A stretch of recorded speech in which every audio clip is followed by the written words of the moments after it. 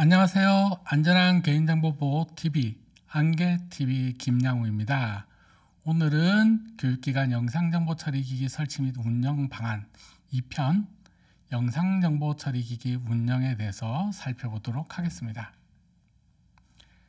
2편 영상정보 처리기기 운영은 1편에서 다루었던 영상정보 처리기기에 대한 정의를 다시 간단하게 살펴보고 영상정보 처리기기 운영과 관련되어 있는 설치, 운영, 관리 내용을 살펴보고 이러한 전체적인 절차를 세 번째 설치 및 운영 절차로 살펴볼 것이며 교육기관 같은 경우 아동학대 의심 관련 열람 절차와 신고 의무에 대해서 살펴보겠습니다.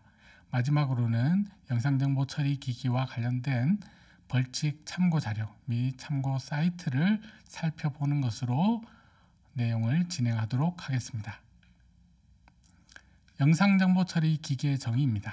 영상정보 처리 기기란 일정한 공간에 지속적으로 설치되어 사람 또는 사물의 영상 등을 촬영하거나 이를 유무선 통신망을 통하여 전송하는 일체의 장비로서 대통령령으로 정하는 장치, 이 대통령령으로 정하는 장치에는 폐쇄로 TV인 CCTV와 네트워크 카메라가 있습니다.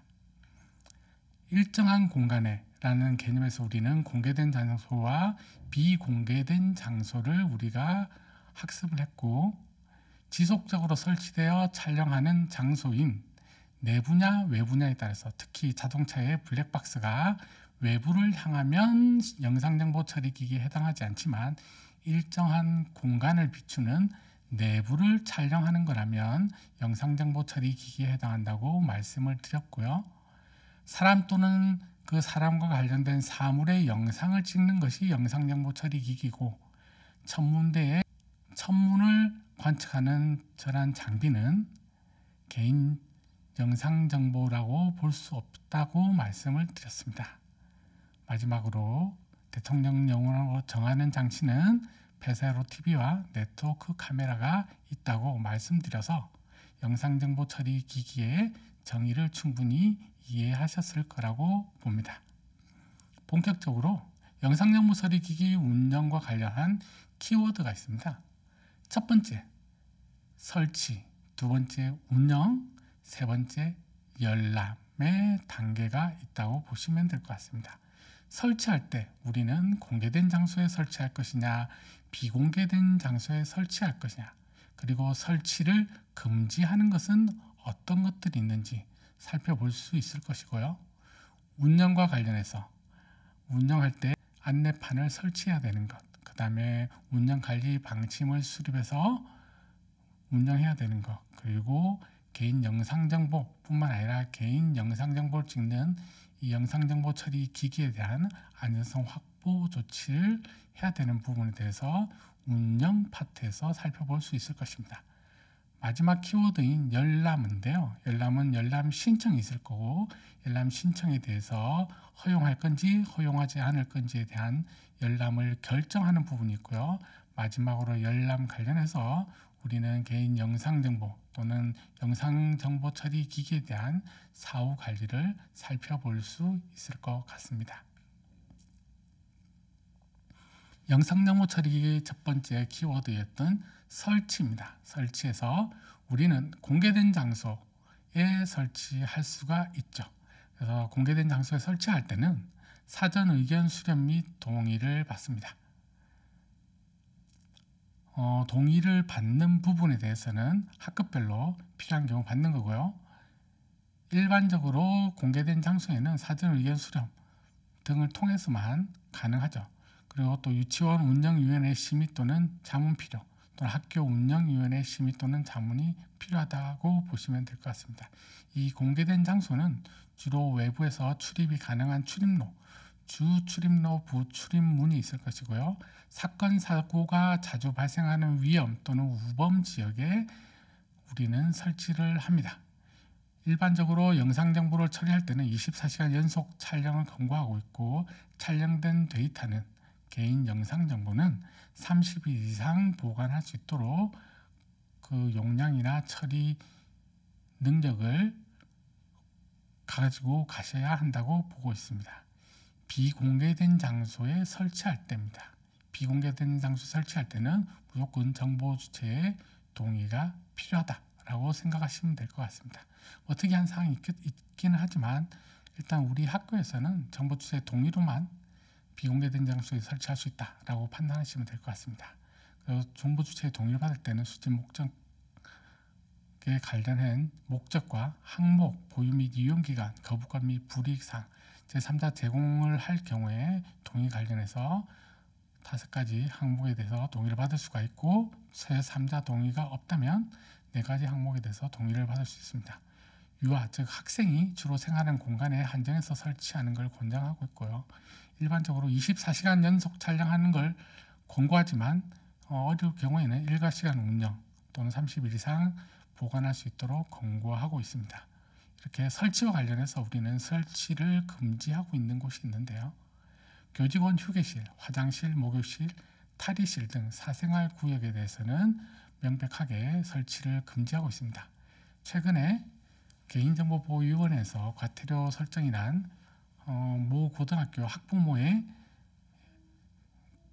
동의를 받았다 하더라도 화장실 내 흡연을 방지할 목적으로 화장실 내에 설치하는 것은 금지된다. 정보 주체의 동의를 받더라도 설치는 안 된다라는 것이 설치 금지 지역, 구역, 휴게실, 화장실, 목욕실, 탈의실 등 사생활 구역이라고 보시면 될 것 같습니다. 이렇게 영상정보 처리 기기를 설치할 때는 최소한의 성능 기준입니다. 130만 화소 이상의 HD급 이상이고 30일 이상 저장 용량을 보관하는 영상정보 처리 기기가 있어야 되고요. 경기도 교육청 같은 경우는 별도로 200만 화소 이상을 설치를 권고하고 있습니다. 또한 요새 계속 성능이 좋아져서 200만 이상의 화소를 최초 설치할 때는 권고하고 있고요.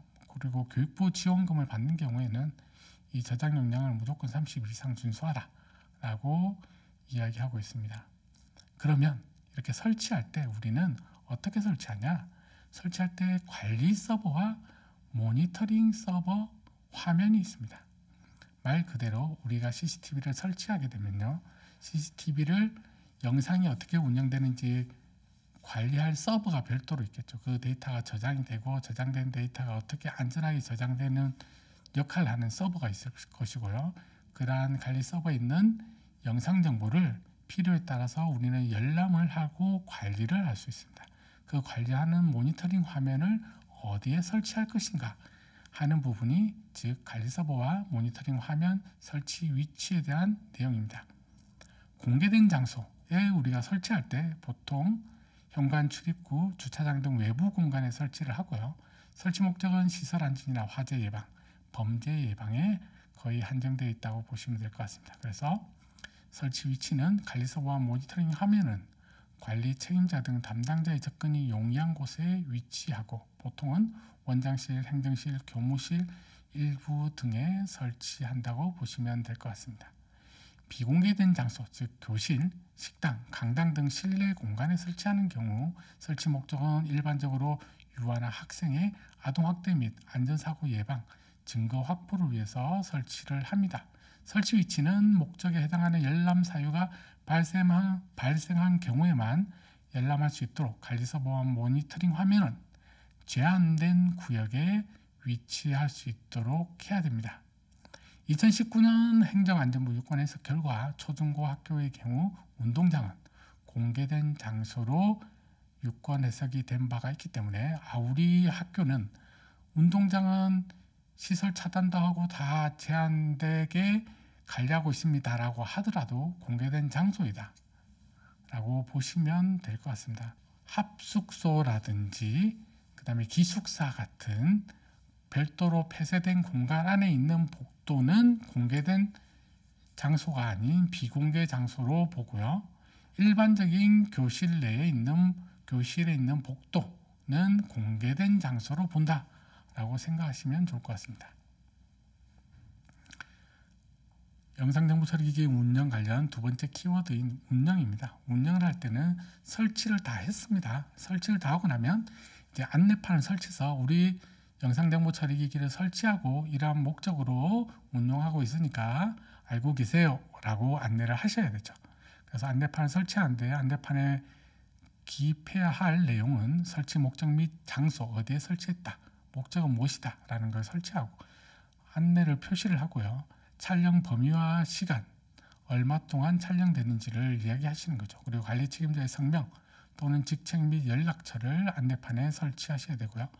수탁을 할 경우, 영상정보 처리 기기를 수탁할 경우 수탁 관리자의 명칭 및 연락처도 안내판에 기재하셔서 설치하셔야 됩니다. 이러한 안내판에 기재하는 이 네 가지 내용들이 변경 시에는 즉시 수정하여 게시해야 합니다. 안내판은 원칙은 CCTV마다 설치하는 것이 원칙이나 편의상 자주 사람들이 외부인들이 출입하는 주 출입문, 현관 출입문 앞 같은 곳에 대표적으로 하나만 설치해서 게시하는 것도 허용하고 있다라고 생각하시면 될 것 같습니다.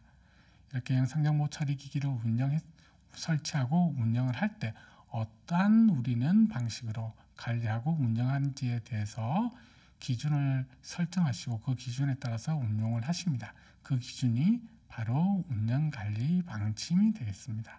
운영관리 방침에는 영상정보 처리기기 설치 근거 및 설치 목적을 기술하시고 설치 대수, 위치, 범위를 설치하며 관리 책임자와 담당 부서 및 접근 권한자에 대해서 지정을 합니다. 촬영 시간과 보관 기간, 보관 장소 및 처리 방침을 기술하시고 영상 확인 방법 및 영상 확인하는 장소를 방침에 놓습니다. 그리고 열람 등 요구에 대한 조치 내용과 그다음 기술적, 관리적, 물리적 보호 조치에 대한 내용들, 그리고 기타 설치 운영 관리에 필요한 사항 등을 운영 관리 방침에 기술하게 됩니다.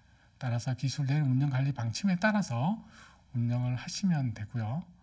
안정성 확보 조치입니다. 안정성 확보 조치는 내부 관리 계획 수립 시행을 하시고 접근 통제 및 접근 권한을 관리하셔야 되죠. 아무나 영상정보 처리 기기를 접근하거나 그 내용을 볼 수는 없습니다. 안전한 저장과 전송이 될 수 있도록 하셔야 되고요. 처리 기록의 보관 및 위조, 변조 방지 조치를 하셔야 되고 물리적 보관 시설을 마련하고 또는 물리적 보관 시설의 보건각에 장교 장치를 설치하여 운영해야 됩니다. 그리고 영상정보 처리기기나 모니터링 하는 그 접근 통제가 되어 있는 쪽에는 접근 금지 안내판, 설치 운영 주기적인 점검과 필요시에 필요한 조치들을 취하는 내용들을 안전성 확보 조치를 수행하는 단계에서 진행하셔야 됩니다. 이러한 영상 정보는 접근을 당연히 제한되어야 되겠죠. 영상정보 접근 권한 관리는 관리 책임자, 담당자 등 지정된 최소한의 인원으로 제한해야 됩니다. 이와 관련해서 학교에서 보통 학생에 무슨 문제가 발생했을 때 폭력 사건이든 분실 사건이든 발생했을 때 영상을 확인하고 싶습니다. 우리 학교 반에서 문제가 생겼는데 그 학생이 어디에서 분실을 했는데 그 관련 영상을 확인하고 싶은데 담임 선생님인 제가 영상을 확인해도 되겠습니까? 라는 문의가 있습니다. 관련해서 지금 담당자로 보통 담임 선생님들을 지정합니다. 그러면 담당자로 지정이 되어 있다면 담임 선생님께서 보실 수가 있겠죠. 만약에 그 학교에서 담임쌤을 지정하지 않고 별도의 서너 명의 사람만 영상정보 취급 담당자로 지정하셨다면 그분이 보시고 해당 담임 선생님에게 그 관련 사항들을 알려주시면 되겠죠. 그런 식으로 보통 담임 선생님은 지정을 하고 있는데 그거는 각각의 학교의 특성에 따라서 접근 권한 담당자를 지정하셔서 보시면 됩니다. 일반적으로 담임 선생님들은 대부분 다 담당자를 지정해서 보고 있다라고 보시면 될 것 같고요. 접근 통제 및 안내판 부착 관련입니다. 영상정보 관리 단말, PC에서 관리를 하겠죠. 단말에 대한 접근 통제를 실시하셔야죠. 그리고 그 단말에서는 시모사모, 로그인암호, 로그인 기록 저장 관리, 패스워드, 화면 보기 등을 통해서 접근 통제를 실시하셔야 되고요. 영상정보 관리 단말 본체나 모니터링 화면에 접근 제한 안내판을 부착해서 누군가가 고의로 접근하지 않도록, 실수로라도 접근하지 않도록 주의하시는 게 필요하다라는 게 운영 관련 내용이라고 보시면 될 것 같습니다. 영상정보 처리기기 운영 관련 세 번째 키워드인 열람입니다. 가장 학교에서도 어려워하시는 부분이죠. 열람 대상이겠죠. 어떤 사람이 열람할 수 있느냐. 정보 주체 자신이 관련된 개인 영상 정보가 열람 대상이 됩니다. 그리고 명백히 정보 주체의 급박한 생명, 신체, 재산의 이익을 위하여 필요한 개인 영상 정보가 열람 대상이 된다는 겁니다. 이 내용을 보면 어떤 거죠? 열람 대상은 내가 아닌, 정보 주체가 아닌 다른 사람의 정보 주체에 대해서는 원칙적으로 열람 대상이 되지 않는다라는 걸 꼭 기억하시면 좋을 것 같습니다. 열람 절차입니다. 열람 절차, 정보 주체로부터 존재 확인 및 열람 요청을 받을 것이고요. 그것은 각종 서류를 통해서 여러분들은 신청을 받을 것입니다. 그러면 여러분들은 본인 또는 정당한 대리인지 여부 확인을 하셔야 되겠죠. 열람 확인하시고 나서 정당한 대리인이다 라고 하면 열람 여부를 결정합니다. 열람 여부를 결정할 때 거부하는 사유가 5가지가 있습니다. 법률에 따라서 열람이 금지되거나 제한되는 경우, 다른 사람 생명, 신체를 해할 우려나 다른 사람 재산과 그 밖의 이익을 부당하게 침해 우려시, 범죄 수사 등과 관련되어 있는 것, 그리고 보관기간 경과로 파기되어서 더 이상 열람 정보가 없기 때문에 열람을 거부할 수밖에 없는 것, 그리고 기타 정보 주체 열람 등 요구를 거부할 만한 정당한 사유가 존재하는 경우, 이 5가지 사유에 대해서는 열람을 거부할 수가 있습니다. 이러한 사유에 해당하지 않는다면 여러분들은 열람을 동의를 하시면 되고, 이 사유에 해당한다면 열람 거부를 하시는 거고요. 열람 거부를 할 때는 통보 방법은 거부 사유 및 불복 방법의 내용을 포함해서 10일 이내 서면 등으로 통보하시면 10일 이내 통보하시면 됩니다. 그러면 여러분들이 열람을 요청을 받아서 열람 여부를 결정해서 열람을 실시한다고 할 때는 열람 개인 영상 정보의 비식별 조치 또는 동의가 필요하다. 이 말은 무엇이냐면 청구한 정보 주체만 있는 영상이다 라고 하면 그 사람만 보여주면 되죠. 근데 보통 영상은 그 사람뿐만 아니라 다른 사람의 영상 정보도 포함되는 경우가 99.999%입니다. 그럴 경우에는 열람 요청한 정보 주체 이외의 정보 주체에 대해서는 여러분들이 비식별 조치를 하시거나 그 해당 영상 정보 주체에게 직접 동의를 받아서 제3자 열람을 청구한 사람에게 제공하겠다라는 동의를 징구받으셔야 합니다. 그래서 비식별 조치가 가능한 경우는 원칙적으로 동의 필요 없이 비식별 조치해서 제공하시면 되고요. 비식별 조치가 어려운 경우에는 타 정보 주체 제3자 제공 동의를 받아서 제공을 하시되, 열람 받는 정보 주체에는 비밀 유지 서약서를 징구함으로써 열람했을 때 비식별 처리 또는 제3자 동의를 받았다 하더라도 그것들을 다른 용도로 쓰거나 그걸로 이용해서 다른 것으로 활용할 수 없도록 반드시 비밀유지 서약서 징구를 통해서 좀 더 안전성 확보 조치를 이중으로 하는 단계를 거치는 것을 저희들은 권고하고 있습니다. 그럼 열람 실시를 할 때는 대상 정보 주체가 촬영되지 않은 영상은 원칙적으로 열람 범위에 포함되지 않는다 라고 생각하시고 대상 정보 주체가 촬영된 영상만 열람을 실시하시면 되고요. 열람을 실시한 경우 그것에 대해서 개인 영상정보관리대장에 기록하고 관리하시는 것이 열람의 키워드와 그와 관련된 내용이라고 보시면 될 것 같습니다. 그러면 이 비식별 조치 비용은 누가 내야 돼요? 라는 질문도 가끔 하시는데요. 학교에 그 열람의 사유가 있다라고 하면 비식별 조치 관련 비용은 다 학교에서 비용을 부담하셔야 되고요. 그냥 학부모가 우리 애가 잘 학교 생활하는지 궁금하다, 그냥 보고 싶다 라고 하는 경우에는 비식별해서 제공할 경우 비식별 비용을 그 학부모, 정보 주체로부터 청구하실 수 있습니다. 하지만 분실 사고가 났다, 폭행 사건이 났다, 여러 가지 문제가 발생했다라고 했을 때의 열람에 대해서는 학교에서 비식별 관련 비용은 청구가 불가능하다. 학교에서 열람 비식별 관련 비용을 부담하셔야 된다라고 보시면 될 것 같습니다. 그리고 열람 관련해서 설치 목적별 열람 기준과 범위에 대해서 간단하게 살펴보겠는데요. 안전사고의 경우 유아 안전사고, 학생의 안전사고, 해당 사고 발생 시간 분량만큼만 열람 범위에 들어가는 거고요. 정보 주체 간 분쟁이 안전사고로 이어진 경우에는 분쟁 발생 전후로 하시고, 민감한 사항에 대해서는 분쟁 당사자 간의 모든 정보 주체로부터 별도의 제3자 제공을 동의받는 것이 적절하다라고 보시면 될 것 같습니다. 보통 분쟁 상황에 대해서는 서로 상대방에게 해당 정보를 제공하는 것을 거의 동의하지 않기 때문에 혹시라도 사전에 제3자 제공 동의를 받는 식으로 운영을 했다 하더라도 이러한 분쟁 사고 관련해서는 절대로 별도 동의를 더 받아서 제공하시는 것을 저희는 권고하고 있다라고 보시면 될 것 같습니다.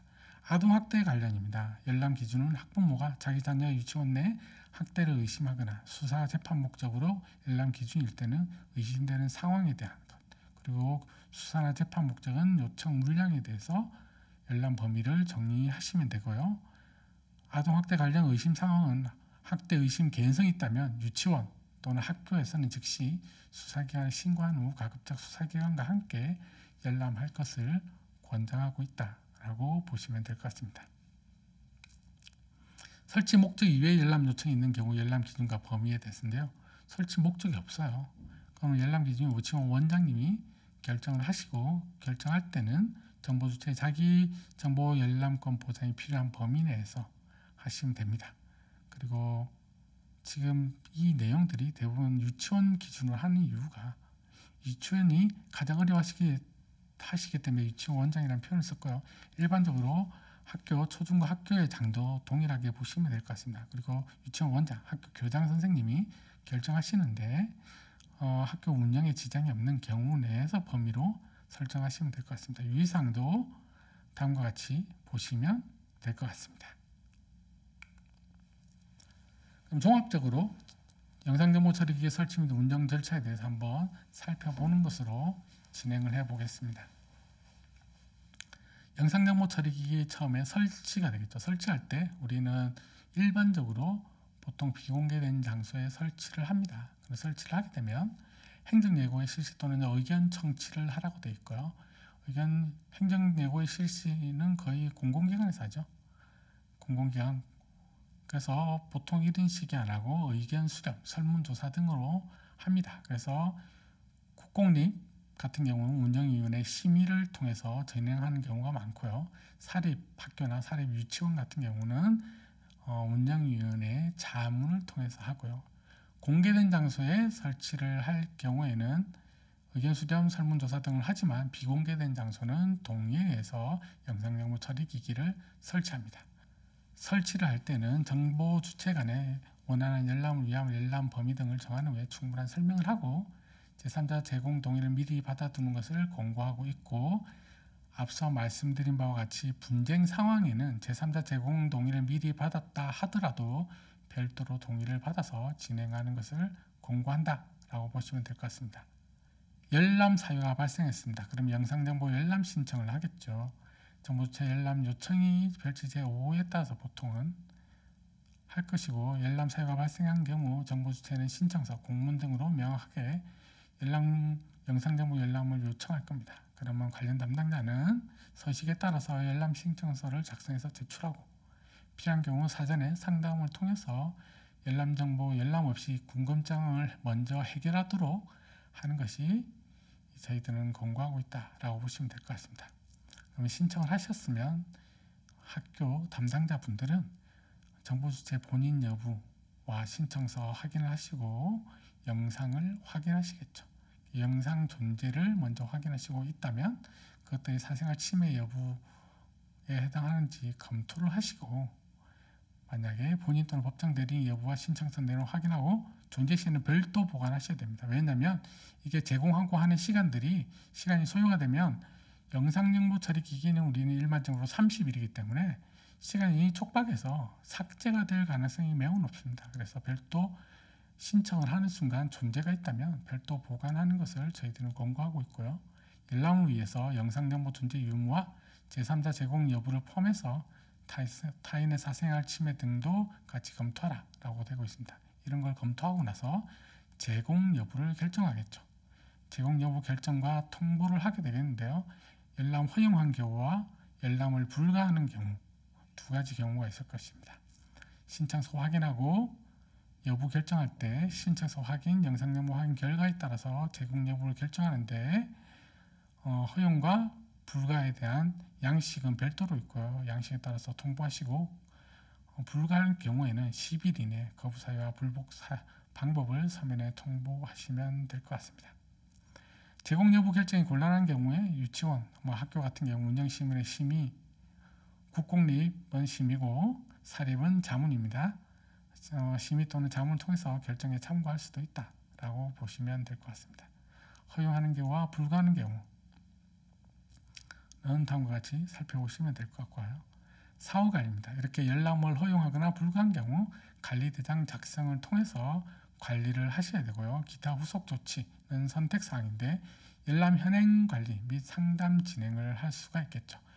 연간 열람 절차에 대해서 연일에 운영위원회에 상정해서 의견 청취 후 다음 연도 계획에 반영하거나 하고 열람 또는 거부 조치 이후에 유치원 원장이나 교장 선생님은 해당 조치를 통해서 학생의 발달과 교사의 전문성 개발에 도움이 될 수 있도록 학부모나 교직원 상담을 진행하시고 관련해서 유사한 사항 발생 시 대처 방안이나 학부모 면담 방법 등을 통해서 교사들에게 숙지를 지원하는 것들을 권고한다라고 보시면 될 것 같습니다. 그래서 학교에서 영상정보 처리 기기를 운영하는 경우 설치하고 사유방안 수행할 때 열람 신청 받고 그에 대해서 신청서 본인 확인한 후에 제공 여부를 결정하고 그 결정에 따른 사후 관리, 대장 관리를 하시고 기타 사항에 대해서는 재발 방지 또는 사후 관련 레슨런이 될 수 있도록 관리를 잘 하시는 것이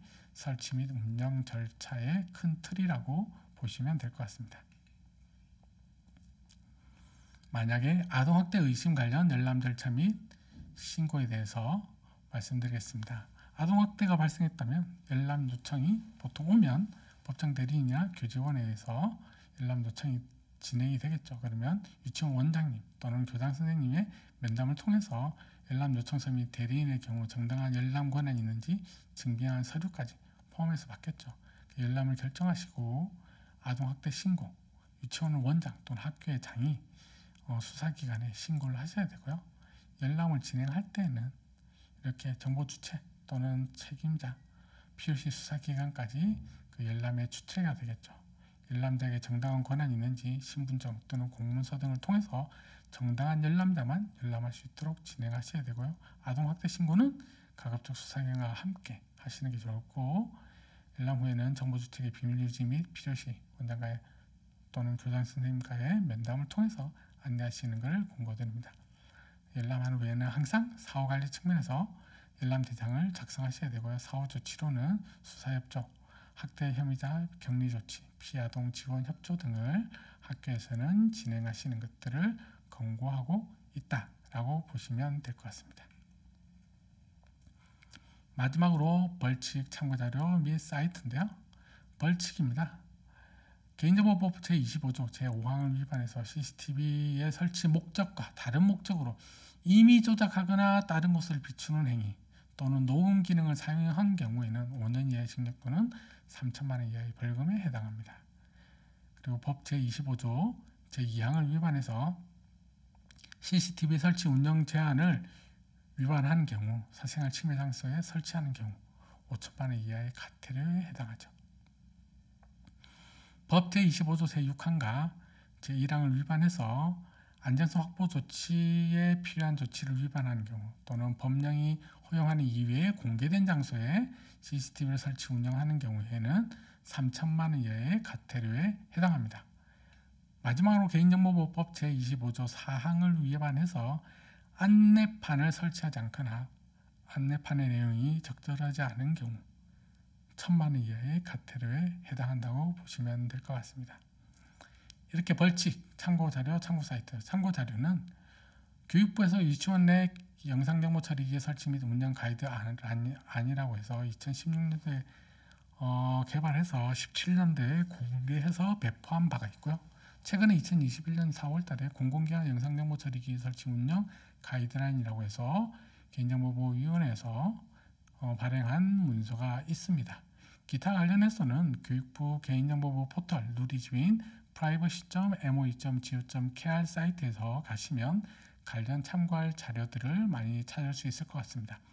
여기서 하나 참고하실 것은 유치원 내 개인 영상정보 처리기 설치 운영 가이드는 16년 만들어서 17년도에 배포해서 17년 하반기에 만들어져 있는 우리가 중요한 내용에 대해서는 9포인트 이상 글자를 쓰고 중요한 내용은 20% 이상 글자를 크게 하거나 굵게 보기 쉽게 표시하라고 한 내용들이 이 서식에는 포함이 되어 있지 않습니다. 그 이후 개정되지 않았기 때문에 그래서 혹시 여기 있는 서식들은 2017년도에 변경된 법령에 따라서 여러분들이 서식 양식을 바꾸어서 수집 동의서라든지 양식을 사용하는 것을 권고하고 있습니다. 꼭 그렇게 하셔야 됩니다.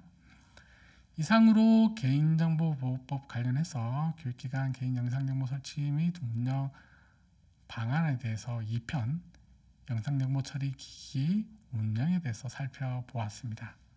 다음에는 3편에서 다시 만나 뵙도록 하겠습니다. 이상 안전한 개인정보TV 안개TV 김장우였습니다. 반갑습니다.